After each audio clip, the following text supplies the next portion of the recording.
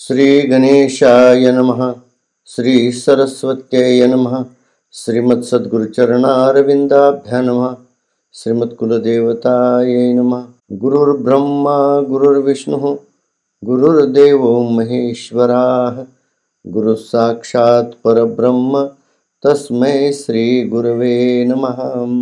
या चॅनलवर नवीन आला असाल तर आपण या चॅनलला सबस्क्राईब करावं आणि या चॅनलवर अपलोड होणाऱ्या नवीन प्रक्षेपणाचं नोटिफिकेशन आपल्याला मिळण्यासाठी बेल आयकॉन सुद्धा अवश्य दाबावा। या दुसऱ्या प्रकरणामध्ये म्हणजे अन्नोत्पत्ती या प्रकरणामध्ये आपण 4 व्हिडिओ या ठिकाणी ऐकलेले आहेत, पाहिलेले आहेत। त्यांचं वैज्ञानिक विश्लेषण आणि रासायनिक प्रक्रिया सुद्धा आपण ऐकलेली आहे, पाहिलेली आहे। पण आता आपण मानव शरीर आणि त्याच्या अन्नाविषयी आणि मानव शरीराच्या रचनेविषयी एक संक्षिप्त विचार या ठिकाणी या व्हिडिओ मध्ये आपण चर्चेला घेणार आहोत। हा भाग दुसऱ्या प्रकरणातील 5वा असून या ठिकाणी आपण सविस्तरपणे हा भाग या ठिकाणी आज मांडू। मानव शरीर आणि अन्न याचा संबंध कसा जोडता येतो आणि कसा त्याचा भौतिक आणि प्रापंचिक व्यवहार कसा होतो आणि कसा घडतो याविषयी आपण या ठिकाणी सर्वसाधारणतः मनुष्य तहान भूक भागवण्यासाठी सुक्या बिया धान्य भाजून शिजवून अग्निविधीद्वारे पक्वान्न तयार करून सेवन करतो। घरोघरी या पाककृती तयार होत असतात आणि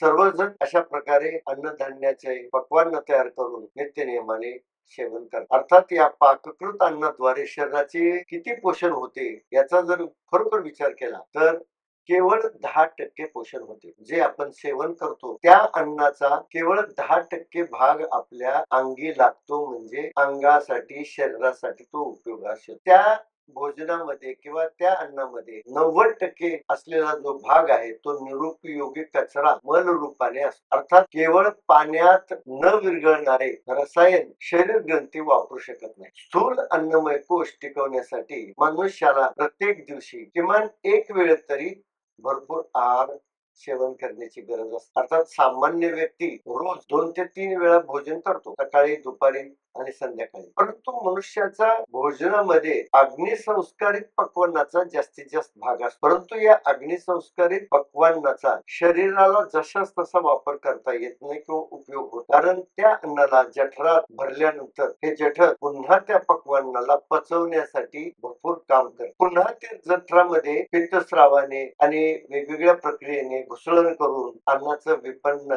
आणि रसायन तयार केलं जातं आणि ते पचवलं जातं। तेव्हा शरीरोपयुक्त ग्लुकोज म्हणजे साखर या शरीराला मिळते आणि रक्तात शोषली जाते। मानवी शरीर दैनंदिन वर्तनासाठी केवळ जलविद्राव्य ग्लुकोज रेणूचाच वापर करू शकते। अन्य कोणत्याही रासायनिक घटकांचा या शरीराच्या ग्रंथीकोशावर घातक विघातक मिश्र परिणाम घडताना दिसून येत। परंतु जठराला हे जड धान्य पचवण्यासाठी भरपूर ऊर्जा आणि शक्ती खर्च करावी लागते। जे लोक वेळोवेळी कधीही कुठेही फास्ट फूड खातात ते आपल्या शरीरावर किंवा शरीराचं हित पाहत नाही, आपल्याच शरीराचे ते शत्रू होतात। तर वारंवार पोटात हे विष किंवा विषारी पदार्थ भरल्यामुळे शरीराला ते पचवण्यासाठी त्रास होतो आणि मग शरीर अशा त्रासदायक प्रक्रियेमधून जात असतं। मनुष्य आपल्या आयुष्यापैकी जे काही आपण आयुष्य या जीवनामध्ये खर्च करतो ते कशासाठी खर्च करतो याचा जर विचार केला तर जवळजवळ 90% काल हा केवळ या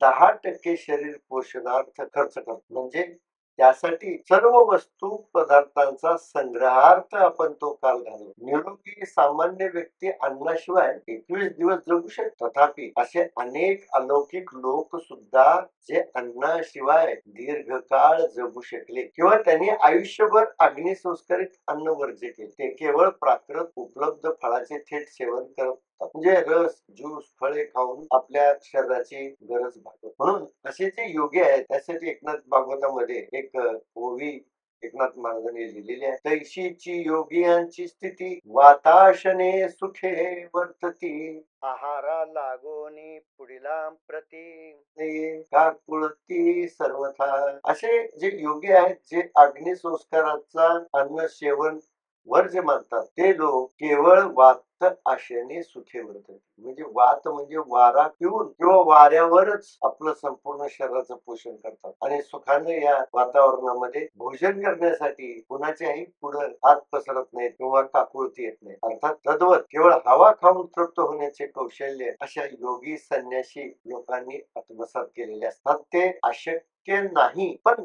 सर्वांना ते जमण्यासारखेही नाही. खरं तर शरीराचे प्रकृतीद्वारे निसर्गतः 60% पोषण हवेतूनच होत असते. ते कसे आपण पुढं थोडस सविस्तर येईल तेव्हा आपण पाहू. त्यासाठी पोटाची खळगी भरण्यासाठी कोणासमोर हात पसरून भीक मागण्याची गरज नाही. कितीही दिवसाचा उपवासी असला तरी अन्य प्राण्यांना मारून त्याचे मांस खाऊन पोट भरणे कधीही योग्य नाही. नाहीतर समाजामध्ये असाही मताचा प्रचार या ठिकाणी झालेला दिसतो की अगदीच तुम्हाला भोजन मिळालंच नाही तर प्राण्याला मारून खाल्लेलं चालू शकेल.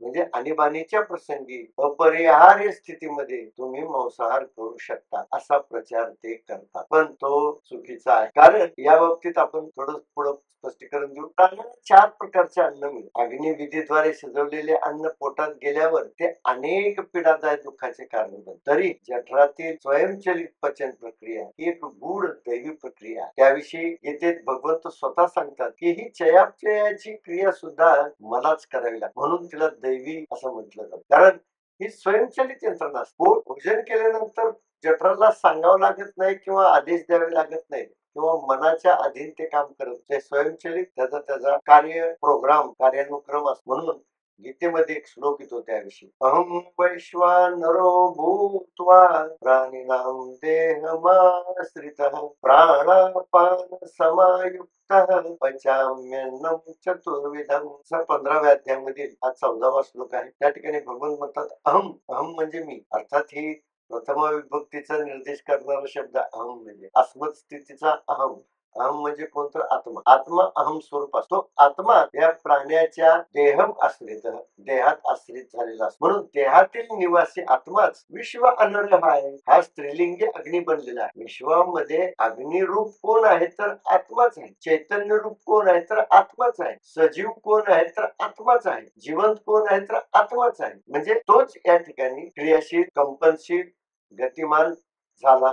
म्हणून हा प्रकृतीचा सगळा भौतिक खेळ घडताना बिघडताना दिसतो. म्हणून मी हा अविनाश आदिम पुरुष आहे. मी हा जे संबोधन केलं जातं हे आदिम अविनाश पुरुषास निगडीत असत, म्हणजे आत्मनिर्देशित असत. मी मायेच्या भौतिक स्त्री रूपात भौतिक वस्त्र परिधान करणाऱ्या प्राण्याच्या रूपात अवतारले. 4 प्रकारचे अन्न पचविणारा मीच आहे, जो प्राण, अपान, समानादी प्राणाचे संतुलन ठेवून शरीर ग्रंथींना पोषक रसाळ विद्राव्य शर्करा रसायन बनवतो. की हे शर्करा रूप जे रसायन आहे, जे शरीराला उपयोगी होतं, शरीराचं जे ऊर्जा चेतना स्रोत आहे ते बनवण्याचं काम माझंच आहे. म्हणून ज्ञानेश्वर महाराज आपल्या ज्ञानेश्वरीमध्ये म्हणतात, शुष्के अथवा स्निग्धे सुपक्वे का विदग्धे परिम्नीचिगा चतुर्वेदे अन्ये पचिहि. पावले म्हणतात पहिला प्रकार आहे शुष्क. अन्नाचे 4 प्रकार आहेत. पहिला प्रकार आहे शुष्क, यामध्ये वाळलेल्या बिया येतात, पिष्टमय धान्य पदार्थ येतात. दुसऱ्या प्रकारामध्ये आहे स्निग्धता असलेले, म्हणजे तेल बिया, तेल उत्पादक पदार्थ आहेत. तिसरा पदार्थ आहे सुपक्व फल देणारे, अर्थात हे सुपक्व अन्न देणारे तर झाडे असतात, वृक्ष असतात, जे सात्विक पिकलेल्या फळांमध्ये पोषक द्रव्ये साठवतात. त्यात ही शर्कराच असते, कारण पानं शुगरच तयार करतात, शर्कराच तयार करतात, ग्लुकोज तयार करतात आणि तेच फुला फळा फांद्यामध्ये साठवला जातो आणि फळांमध्ये विशेषतः तो साठवला जातो आणि त्याची फळं तयार होतात. आणि विदग्धता जे आहे, विदग्ध म्हणजे स्वयंपाक करून, म्हणजे अग्नीच्या संस्काराने, अग्नीच्या साह्याने भाजून शिजवून आणि अग्नी बरोबर इतर कृत्रिम प्रक्रिया करून स्वादिष्ट अन्न या ठिकाणी मनुष्य तयार करतो. एखाद्याला विविध कृत्रिम पंचपक्वान्न खाण्याची सवय असली तरी अशा पंचपक्वान्नावर सुद्धा जठराग्नीत पुन्हा विशिष्ट पचन क्रिया घडते. म्हणून अग्नी संस्कारात शिजवलेले अन्न प्राण्याचे शरीर पोषण केवळ 10% होते. कारण अग्निसंस्कारित अन्न पचायला जड असते. अन्न पोटात पचल्यानंतर शरीर केवळ पाण्यात विरघळलेले पदार्थच रक्तामध्ये शोषून घेते. लहान आतड्याच्या प्रत्येक ग्रंथी केवळ पाण्यात विरघळणाऱ्या 10% साखरेचा भाग शोषून रक्तात घेतात. बाकीचा उर्वरित मल मूत्र आणि मोठ्या आतड्यातून तो फेकण्यासाठी पुढे पुढे ढकलत हा उर्वरित 90% भाग असलेला टाकाऊ कचरा गुदद्वारातून बाहेर पडतो. रक्तामध्ये फक्त ग्लुकोज आणि पाण्यात विरघळणारी अन्य काही रसायने असतात. शरीरात लागणारी ऊर्जा निर्मिती करण्यासाठी ग्रंथी केवळ ग्लुकोज म्हणजे साखर रेणूच वापरतात. हे आपण पाहिलेलं. त्यामध्ये या आकृतीमध्ये जर तुम्ही सविस्तर पाहिलं तर माणसाची जी पचन संस्था आहे ती कशी कार्य करते. आपण अगोदर हे जठरामध्ये अन्न भरतो, त्यामध्ये खालच्या बाजूला आमाशय असतं, ते पित्त या जठरामध्ये भरतं आणि पित्ताच्या बळाने या अन्नावर प्रक्रिया होते. जठर घुसळण करून करून त्याचा एकदम लगदा म्हणजे बारीक रस तयार करत. त्यासाठी यकृत सुद्धा भरपूर काम करत. त्यानंतर या लहान आतड्यामधून या जठरामधून आता त्या जठराची 2 तास पचन प्रक्रिया चालत असते. 2 तासानंतर हे अन्न या लहान आतड्यामध्ये शिरायला सुरुवात होते आणि मग लहान आतड्यातून पुढं पुढं सरकत असताना उंचीच्या 12 पट किंवा 10 पट हे लहान आतडं असतं आणि मग या लहान आतड्यातून हे अन्न जात असताना या लहान आतड्याच्या ज्या ग्रंथी आहेत, ग्रंथी कोशिका आहेत, या अन्न रसाला म्हणजे जलविद्राव्य पदार्थांनाच फक्त आतमध्ये शोषण करतो किंवा जे रसाळ पदार्थ आहेत, रसयुक्त पदार्थ आहेत त्यांनाच शोषून घेतात आणि रक्तात ढकलतात. एवढंच काम त्यांचं असतं. त्यांचं काम आवड निवड करण्याचं नसतं किंवा आवड निवड करण्याची बुद्धी त्यांना नसते. फक्त रसयुक्त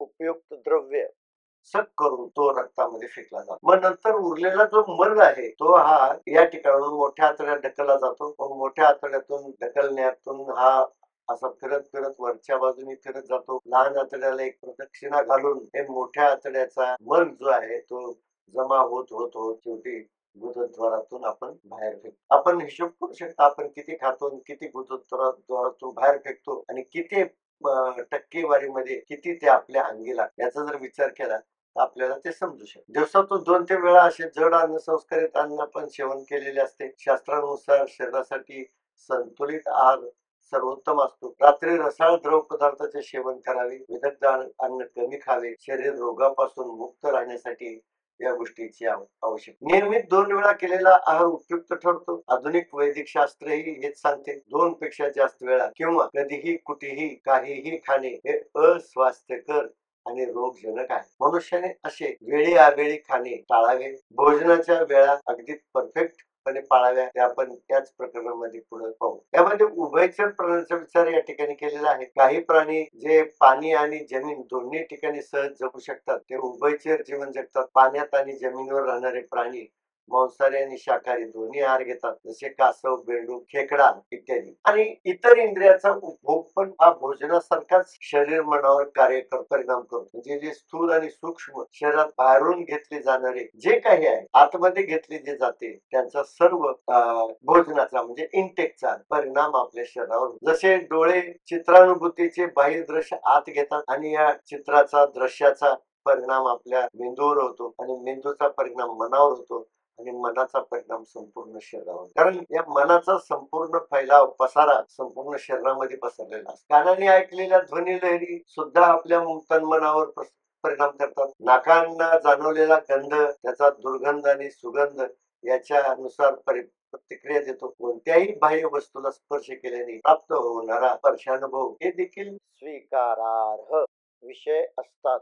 म्हणजे स्पर्शाचा सुद्धा परिणाम होतोच. म्हणजे जे काही आपण आतमध्ये घेतो केवळ अन्नच आतमध्ये घेतो असं नाही. डोळ्यांनी जे घेतो, कानाने जे आतमध्ये घेतो, नाकाने जे आतमध्ये स्वीकारतो किंवा त्वचेच्या माध्यमाने ज्यांचा स्पर्श सुद्धा अनुभवतो या सगळ्या गोष्टीचा परिणाम आपल्या दोन्ही अंगावर होत असतो. सूक्ष्म अंगावर आणि स्थूल अंगावर म्हणजे मनावर आणि देहावर. कारण अन्य अवयवाद्वारे स्वीकारलेल्या अन्नाचा परिणाम सर्वात आधी मन बुद्धीवर होतो. त्यानंतर मनातील प्रतिक्रियाचे परिणाम संपूर्ण शरीरावर दिसून येतात. काम उद्युक्त अन्न पदार्थ मानसिक दृष्ट्या तणावपूर्ण असतात आणि काही वेळा प्राणघातक देखील होऊ शकतात. आता आपण मानवी शरीराची रचना आणि आरोग्य याचा संबंध कसा प्रस्थापित होतो ते आपण पाहू. जगात 84 लक्ष योनी प्रकारातील जारज खाणीत जन्मणाऱ्या श्रेष्ठ मानवाने बुद्धीचा सर्वाधिक विकास केला. या 84 लक्ष योनीमध्ये केवळ माणसाकडेच बुद्धीचा विशेष अधिकार आहे कारण त्यांनीच केवळ या बुद्धीचा विकास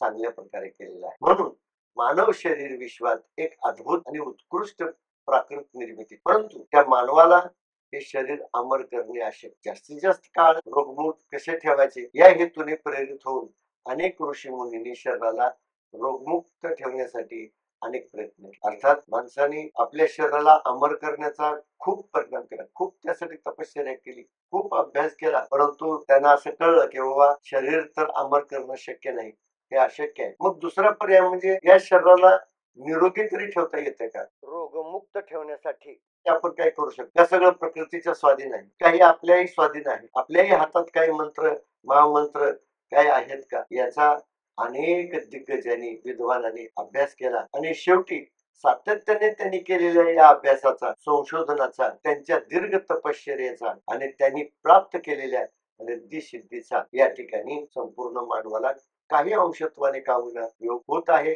आणि होतो. परंतु प्रत्येक स्थूल शरीर शाश्वत बनवता आलेले नाही. तेव्हा त्यांचे दिव्य शरीर अमर करता आलं नाही. देव जरी म्हटलं तरी त्यांनाही अमरत्व प्राप्त झालेलं नाही, कारण ब्रह्मदेवाच्या एका दिवसामध्ये 14 इंद्र आपलं जीवन संपवतात, म्हणजे 14 इंद्र बदलतात असं गीतेमध्ये सांगितलं. त्यामुळे प्राकृत स्थूल शरीराला अमर करण्याचे सर्वांचे प्रयत्न जेव्हा अयशस्वी ठरले तेव्हा ऋषी मुनींनी या ठिकाणी वेगळा विचार केला आणि ते म्हणले ठीक आहे, म्हणले शरीराला तर आपल्याला अमर करता येत नाही, परंतु या अभ्यासातून त्याने केलेल्या तपश्चर्येतून त्यांना एक गोष्ट कळली की किमान आपण शरीराला निरोगी तरी निश्चित करू शकतो. शरीर आरोग्यावर नियंत्रण ठेवण्यासाठी एक अनोखा मंत्र प्राचीन ऋषी मुनींनी स्वीकारला आणि त्यालाच आपण अष्टांग योग पद्धती अर्थात वैज्ञानिक कार्यक्षमता त्यांनी येथे स्पष्ट केली आहे. त्यासाठी ते विचार हिरण संहिता, गोरख संहिता, हठयोग प्रदीपिका आणि पातंजल योगशास्त्र यामध्ये आजही उपलब्ध.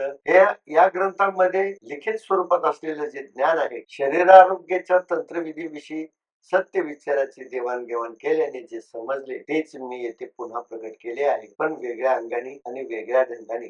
आपण जर हा व्हिडिओ व्यवस्थित पाहिला किंवा हे सर्व विषय आहे देह संवर्धनाचा तो जर व्यवस्थित जाणून घेतला तर पुढे आपण अष्टांग योग साधना म्हणून नवीन वेगळं प्रकरण आहे, त्यामध्ये आपण हे सगळं विचार आपण करणार आहोत. कारण तोच विषय साध्या प्रचलित भाषेत या ठिकाणी मी अभिव्यक्त करण्याचा प्रयत्न केला. पातंजली मुनींनी शरीर दीर्घकाळ निरोगी ठेवण्यासाठी सूत्रात्मक उपाय सांगितले. या ठिकाणी या आकृतीमध्ये तुम्हाला दिसेल की मानव शरीराची रचना कशी होते आणि किती प्रकारच्या ग्रंथी कोशिका आपल्या शरीरामध्ये कार्यरत असतात. काही हृदय ग्रंथी असतात, त्या वेगळ्या विशिष्ट प्रकारच्या असतात, 24 तास कार्यरत असतात. यकृत ग्रंथी असतात, त्या वेगळं काम करणारे असतात. काही मांसल स्नायू ग्रंथी असतात, त्या वेगळ्या प्रकारच्या असतात आणि वेगळा ताणतणाव स्वीकारणारे असतात. काही स्टेम सेल्स रक्तामधले असतात, काही मेंदू आणि मज्जा संस्था म्हणजे स्पिनल कॉर्ड पाठीच्या मणक्यामध्ये असलेल्या या संवेदनशील वाहक न्यूरॉन सारख्या मज्जातंतूच्या ग्रंथी असतात, त्या वेगळ्या आकाराच्या आणि वेगळ्या प्रकारच्या असतात. त्यांची क्षमता आणि कार्यक्षमता वेगळी असते. रक्तामध्ये पांढऱ्या पेशी असतात, काही लाल पेशी असतात. हाडामधल्या पेशी सुद्धा वेगवेगळ्या असतात. कॅल्शियम युक्त त्यांची रचना असते, थोडीशी टणक थोडीशी कठीण असते. बीजांड कोशामध्ये नवजीवन तयार करण्यासाठी स्त्रीच्या गर्भाशयामध्ये फिलिपिन ट्यूबच्या बाजूने बीजांड कोश तयार होत असतो, तो वेगळा असतो. तो पुनरुत्पादनासाठी उपयुक्त ठरतो. पुरुषाकडून येणाऱ्या शुक्रपेशी सुद्धा वेगळ्या प्रकारच्या असतात. म्हणजे अतिलांगाच्या पेशी सुद्धा कातडीच्या पेशी सुद्धा वेगळ्या असतात. अर्थात ते अर्धमृत अवस्थेत असतात. अशा प्रकारे संपूर्ण हा मनुष्याचा देह हाडाचा सापळा आणि वरी मांसाचा लगदा अशा प्रकारे असंख्य मनोमय कोशाचा अन्नमय कोशाचा या ग्रंथी कोशाचा एक प्रकारचा एक सुसूत्र चिखल त्या ठिकाणी विलेपित केलेला असतो, लेपित केलेला असतो. त्याप्रमाणे हा मनुष्य देहाची रचना बहुकोशिकीय रचना या ठिकाणी. म्हणून या ठिकाणी स्थूल शरीराच्या प्राकृत अवस्थेत पोषणाच्या गरजेवर भर दिला. अर्थात म्हणून या स्थूल शरीराचं पोषण होणं करते, कारण फार मेहनतीने हे शरीर घडलेलं असतं. प्रकृतीनं हे फार मूलसूत्राच्या आधारानं सुसूत्रपणे सुसंगतपणे घडवलेलं असतं, परंतु याचं नित्य पोषण आणि पालन करण्याची गरज असते. प्राचीन ग्रंथात शरीराची काळजी घेण्याविषयी काही रहस्यमय गूढ विचार आलेले आहेत. यावर अधिक विचार करण्याची संशोधन करण्याची गरज आहे, पण ते थोडेसे दुर्लक्षित केले गेल्यामुळे त्यांचे खरे विचार आपल्यापर्यंत पोहोचत. आधुनिक वैज्ञानिक युगात सुद्धा ज्या गतीने लोक रोगांना बळी पडतात, आज आपण प्रगती प्रगती म्हणतो, विज्ञानानं खूप प्रगती केली असंही म्हणतो. या प्रगतीच्या आधारे मनुष्य रोगमुक्त झाला असं नाही होत. उलट रोग्याची संख्या आणि दवाखान्याची संख्या, डॉक्टरची संख्या दिवसेंदिवस वाढत चाललेली आहे. मग हीच प्रगती समजायची का? हा मोठा संशोधनाचा भाग. आणि दिवसेंदिवस वेगवेगळ्या रोगांना बळी पडत आहे. प्राचीन अद्भुत ज्ञान भंडार भारतात उघडपणे असताना लोक बुद्धिहीन दशेत आत्मघात का करून घेतात हे काय कळत. अनेक प्राचीन ऋषी मुनींनी शरीर निरोगी ठेवण्यासाठी जाणीवपूर्वक प्रयत्न केले. त्यांनी समाजाला शिकवण्याचा सुद्धा प्रयत्न केला. ज्यांनी आरोग्याची काळजी घेतली तेच लोक दीर्घ आणि रोगमुक्त जीवनाचा आनंद उपभोगला. त्यांनी हे सिद्ध केलेले आहे की हे बाबा केवळ प्रकृतीवर आधारित राहू नका. हे प्रकृतीच्या स्वाधीन नाही. जन्मानं तुमच्या हातात नाहीये. जन्म हा प्राकृतिक मिळतो, पण जन्मल्यानंतर या शरीराची जोपासना करणं, पालन पोषण करणं हे जेवढं प्रकृतीचं काम आहे तेवढंच मनुष्य आपल्या बुद्धीचा विनियोग करून ते आपल्या ताब्यात घेऊ शकतो आणि या जीवनाचा आनंद तो उपभोग. परंतु शरीर अमर होऊ शकत नाही हे तर माहितीच आहे. कारण शरीर म्हणजे असंख्य सूक्ष्म जीव कोशिकाची तात्पुरती सामूहिक संघटना. शरीर अमर का होऊ शकत नाही याचं मुख्य कारण म्हणजे ही एक मोठी संघटना. कारण इथं जीव एका ठिकाणी नसतो. प्रत्येक कोशिकेत जीवपणा वेगवेगळा असतो, आत्मांश सुद्धा वेगवेगळा असतो, सूक्ष्म देह वेगवेगळा असतो आणि याची एक संघटना केवळ तात्पुरती असते. कोणतीही संघटना फार काळ टिकवणं अवघड असतं. कारण संघटनेला टिकवायचं म्हटलं तर शक्ती प्रयोग आणि बल प्रयोग त्यावर करावा लागतो आणि तो किती आणि किती काळ आपण करू शकतो यावर त्या संघटनेचं आयुष्य. संघटना बांधणीमध्ये जर शक्ती कमी पडली, मग ती विचाराची असो किंवा ताकदीची असो, कोणत्याही अंगाने जर आपलं बळ कमी पडलं तर ही संघटना विखरते. म्हणून या ठिकाणी एकसंगता फार काळ टिकवून ठेवणं फार अवघड. प्राचीन काळी मानवाचं आयुष्य सत्ययुगात 1,00,000 वर्ष होत असं म्हणलं. त्रेतायुगात ते 10,000 वर्ष राहिले. द्वापर युगात केवळ 1000 वर्षापर्यंत टिकले आणि कलियुगात 100 वर्ष असल्याचे सांगितले. आयुर्मानाविषयीचे हे प्राचीन विधान थोडेसे अतिशयोक्तीचे वाटत असले तरी मानवी जीवनाचा ऱ्हास युगानुयुगे अधपतित होऊन मनुष्य व्यसनाधीन अनैसर्गिक भोग घेऊन कृत्रिम बुद्धीने स्वतःच आपलं आयुष्य कमी करून घेत आहे. आपणच आपल्यावर विष प्रयोग करून आपलं आयुष्य दिवसेंदिवस कमी करून घेतो. म्हणून ऋषी मुनींनी सांगितले जे आपण आत घेतो, आपण ते काय घेतो, कसे घेतो, कधी घेतो यावर आपलं आयुष्य निर्धारित. कारण प्रत्येक दिवस ते ठरत असतं हे तुम्ही मरणार. मन बुद्धीवर झालेल्या संस्कारानुसार आयुष्य प्रारब्धाधीन आहे, देवाधीन आहे.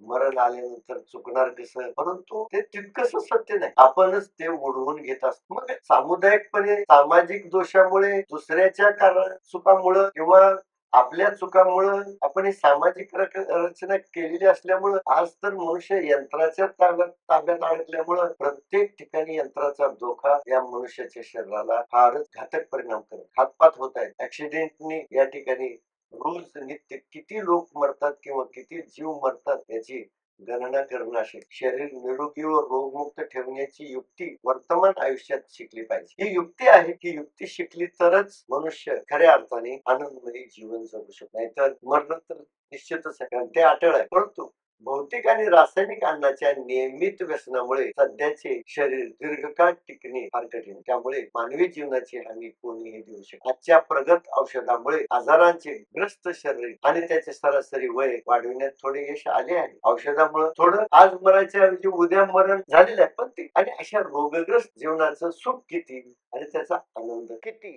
हे जीवन आनंददायी औषध खाऊन मी जगतो म्हणजे ते आनंददायी जीवन होऊ शकत. अशा अनेक रोगावर होणाऱ्या उपचाराची औषध उपचार मनुष्याला नित्य घ्यावे लागतात आणि दैनंदिन भोजनापेक्षा औषधाचं प्रमाण जास्त असतं आणि असं औषध खात जगणं किती आनंददायक होऊ शकतं हे ज्याच्या त्याला माहित असतं. याच वाक्यावर आपण हा आजचा दुसऱ्या प्रकरणातील 5वा भाग समाप्त करत आहोत. हा भाग इथेच समाप्त करत आहोत. धन्यवाद.